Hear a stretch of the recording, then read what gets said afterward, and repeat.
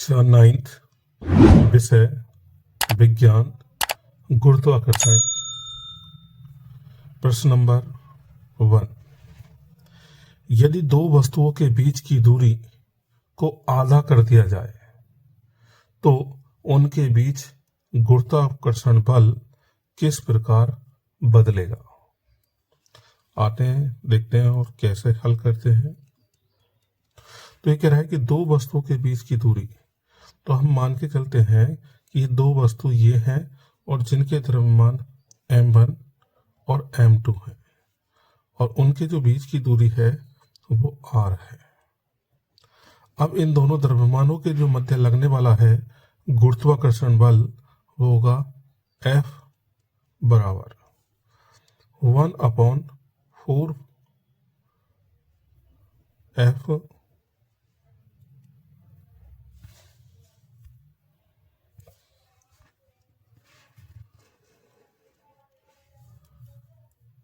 कक्षा 9th विषय विज्ञान गुरुत्वाकर्षण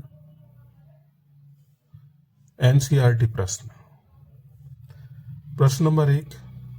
यदि दो वस्तुओं के बीच की दूरी को आधा कर दिया जाए तो उनके बीच लगने वाला गुरुत्वाकर्षण बल किस प्रकार बदलेगा। हम मान के चलते हैं कि दो वस्तुएं हैं m1 और m2 जिनके बीच की दूरी है स्मॉल r। इनके मध्य जो लगने वाला बल है वो F = capital G m1 m2 upon r²। अब कह रहा है कि इन दोनों द्रव्यमानों के बीच की दूरी को आधा कर दिया जाए। द्रव्यमान वही है m1 और m2, द्रव्यमान तो वही है जो ये है, परंतु इसके बीच की जो दूरी है r, इसको क्या कर दिया गया, आधा कर दिया। तो यहां से यहां तक की जो दूरी कर दी गई वो आधी कर दी गई। तो अब जब बीच की दूरी आधी कर दी जाएगी तो बल का मान बदलेगा, तो वो हो जाएगा F'। और अब सूत्र लगाते हैं G m1 m2 upon r/2 का होल स्क्वायर। ये बनेगा G m1 m2 upon r का स्क्वायर और 2 का स्क्वायर करेंगे तो ये हो जाएगा 4। ये 4 ऊपर पहुंचेगा और बनेगा F' बराबर 4 capital G m1 m2 upon r²। तो ये जो हमारे पास दिया है F बराबर G m1 m2 upon r², वही मान यहाँ रखते हैं। तो ये देखते हैं कि ये दोनों मान कैसे हैं, बराबर हैं, तो ये जाएंगे 4F। तो यहां निकल के आता है बीच की दूरी आधी कर देने पर दोनों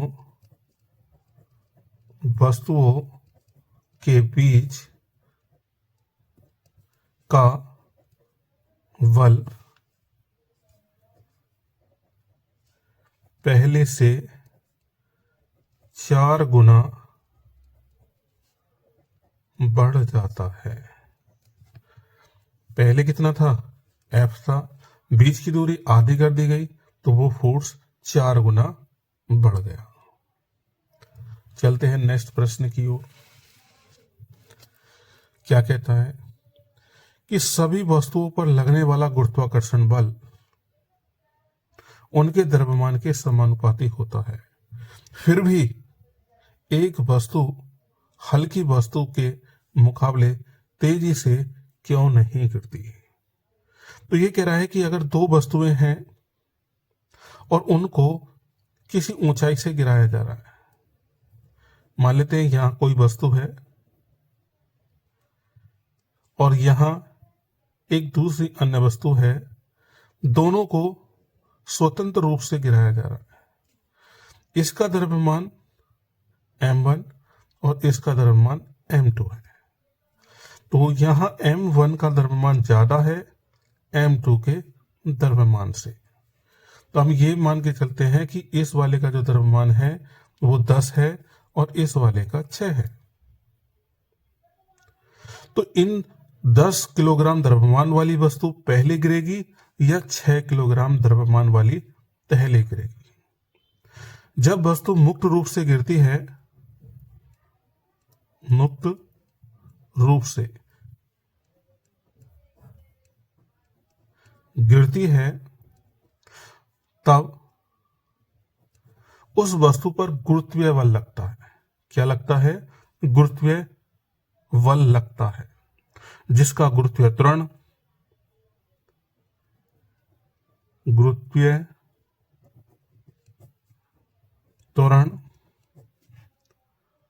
वो होता है G बराबर G capital M upon R square,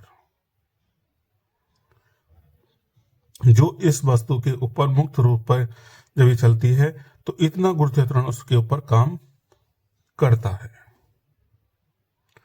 अब यहां कैपिटल G सार्वत्रिक गुरुत्वाकर्षण नियतांक और जो M है वो है पृथ्वी का द्रव्यमान और जो R है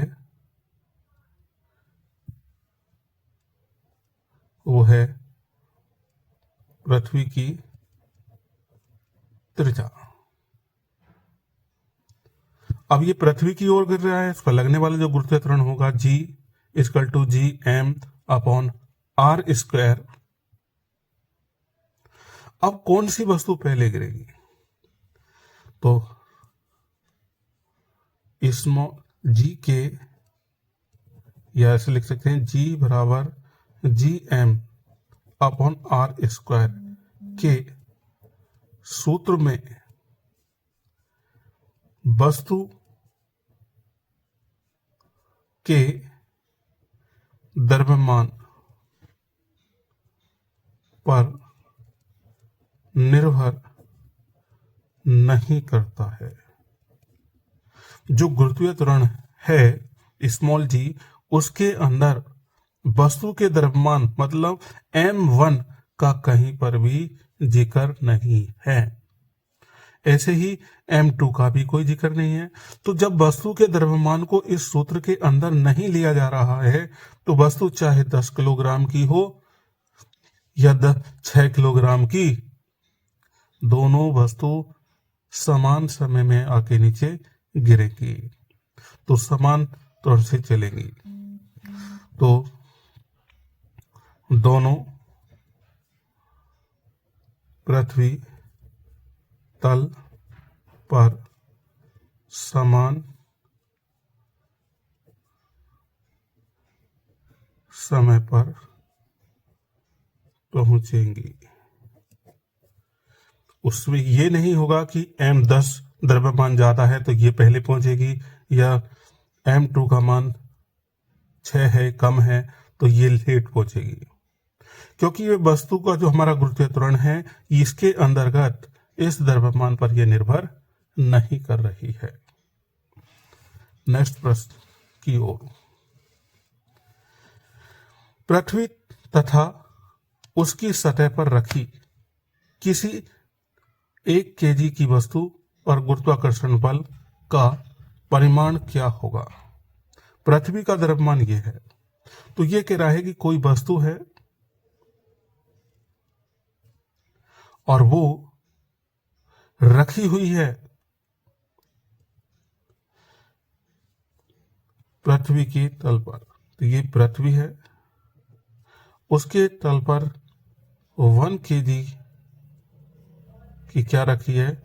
वस्तु रखी है, और ये पृथ्वी की त्रिज्या है, और जिसकी वैल्यू दे रखी है 6.4 गुना 10⁶ मीटर।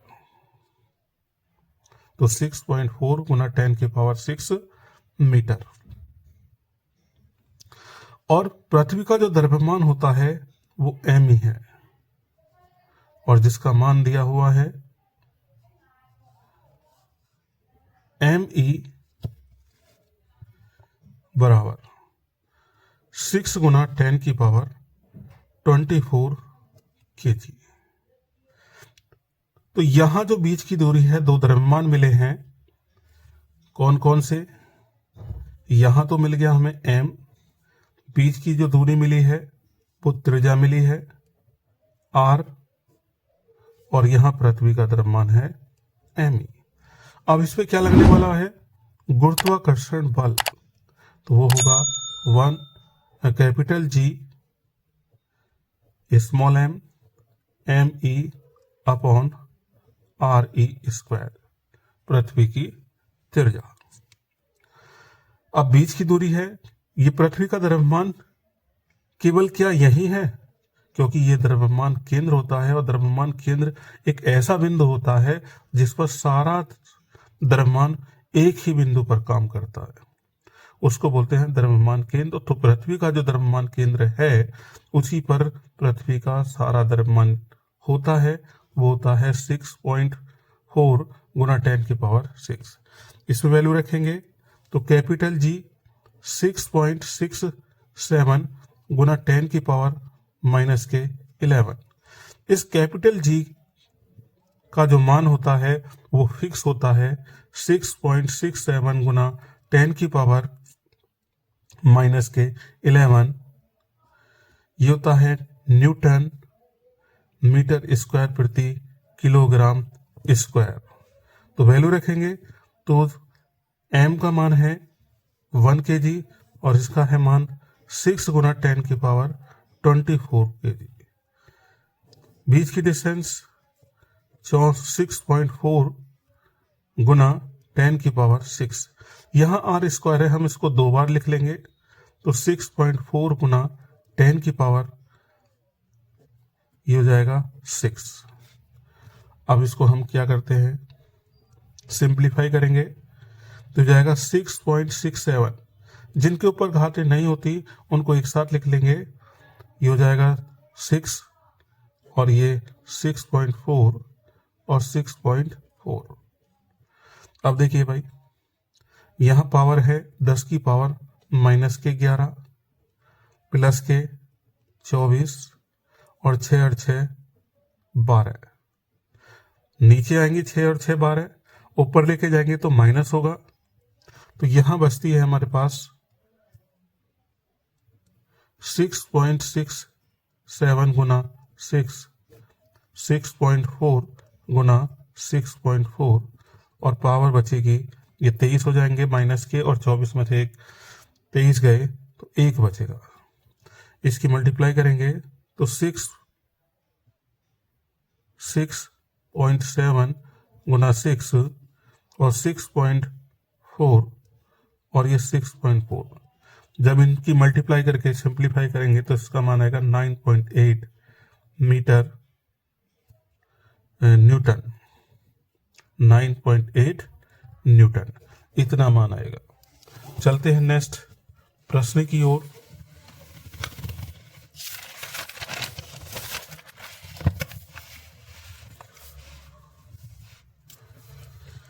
पृथ्वी तथा चंद्रमा एक दूसरे को गुरुत्वीय बल से आकर्षित करते हैं। हम ये मान के चलते हैं कि ये पृथ्वी है, क्या है? पृथ्वी, और यहां चंद्रमा है,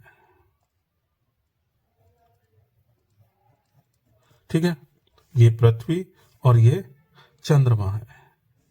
एक दूसरे पर, ये कह रहा है कि पृथ्वी चंद्रमा पर एक दूसरे पर गुरुत्वीय बल से आकर्षित करते हैं। तो पृथ्वी चंद्रमा पर और चंद्रमा पृथ्वी पर आकर्षित होती हैं। क्या पृथ्वी जिस बल से चंद्रमा को आकर्षित करती है वह उसी बल से जिससे चंद्रमा पृथ्वी को आकर्षित करता है बड़ा, बराबर या छोटा? बताइए क्यों?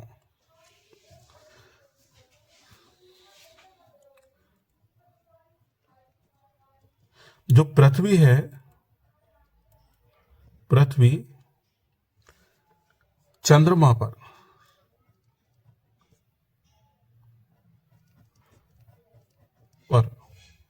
तथा चंद्रमा पृथ्वी पर बराबर आकर्षण बल लगाते हैं।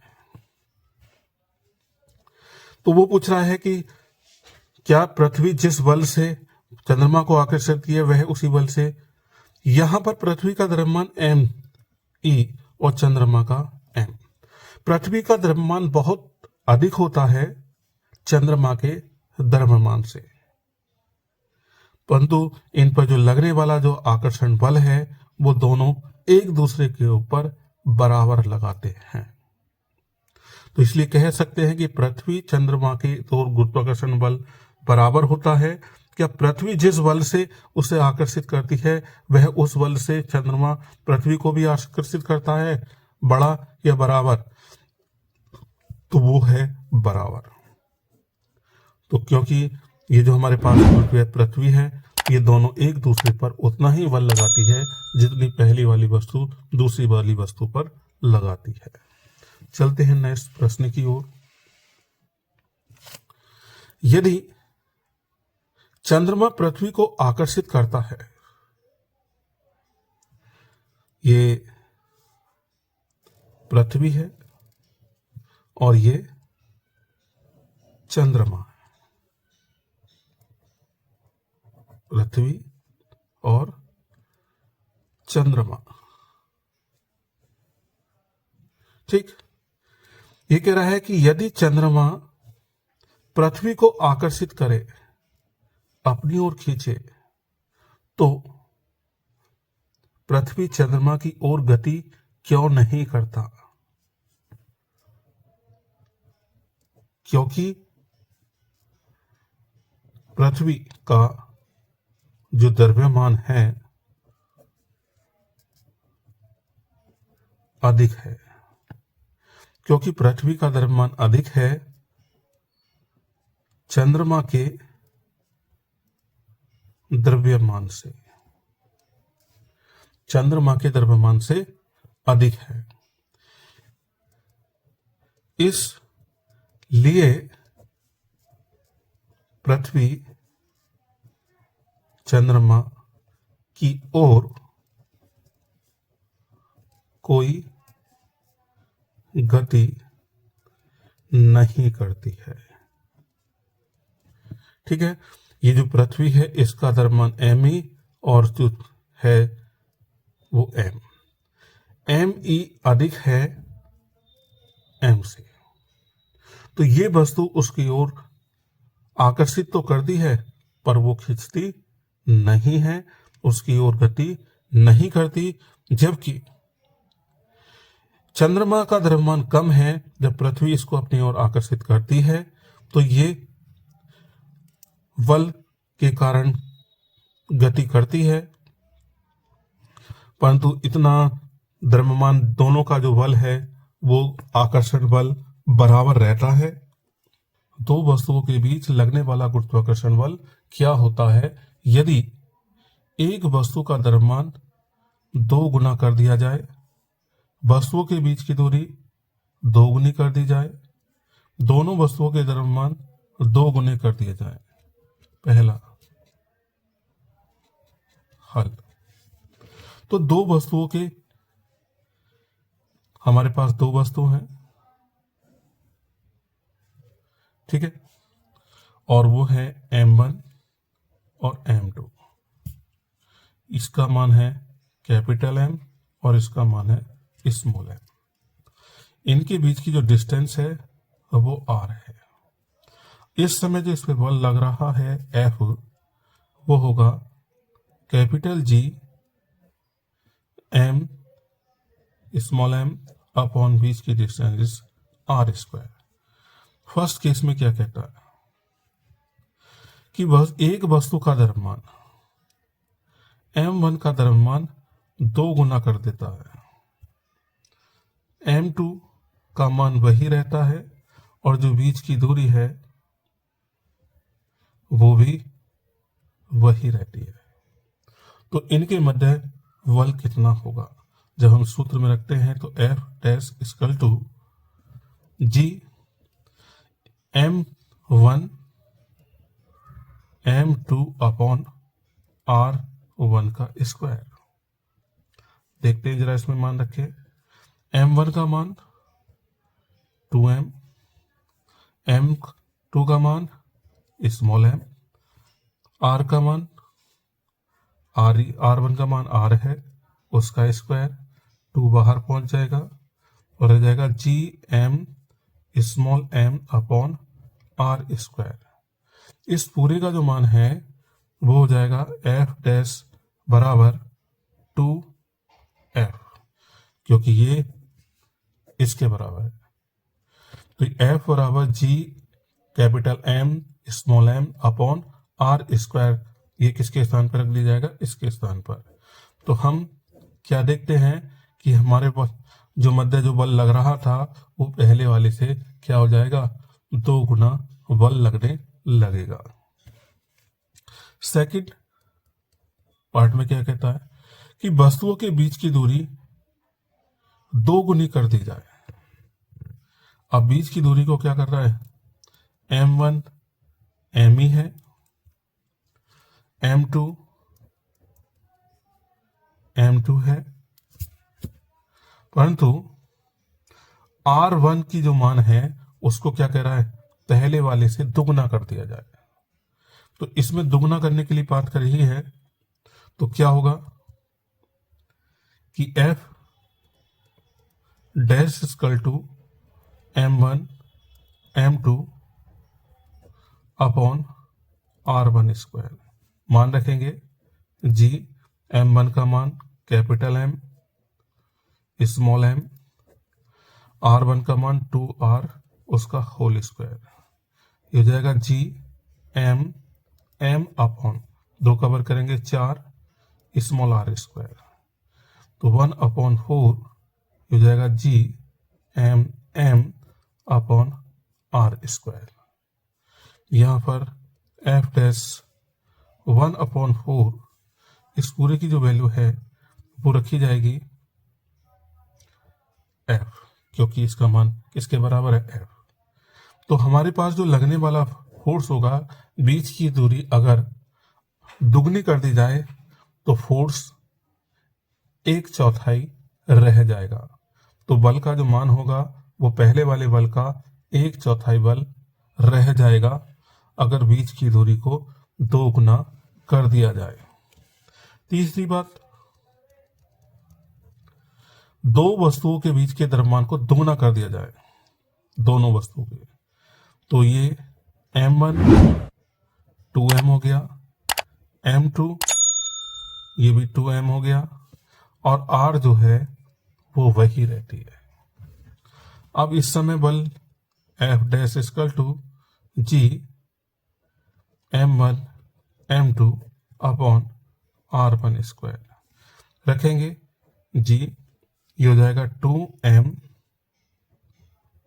और ये M2 का मान 2m अपॉन R स्क्वायर, 2 दूनी 4 हो जाएगा G capital M small m upon R square. इस पूरे का जो मान है वो F बराबर G M1 M small m upon R square के बराबर है। इसका मान तो ये रख दिया जाएगा यहाँ पर F डैश बराबर 4F।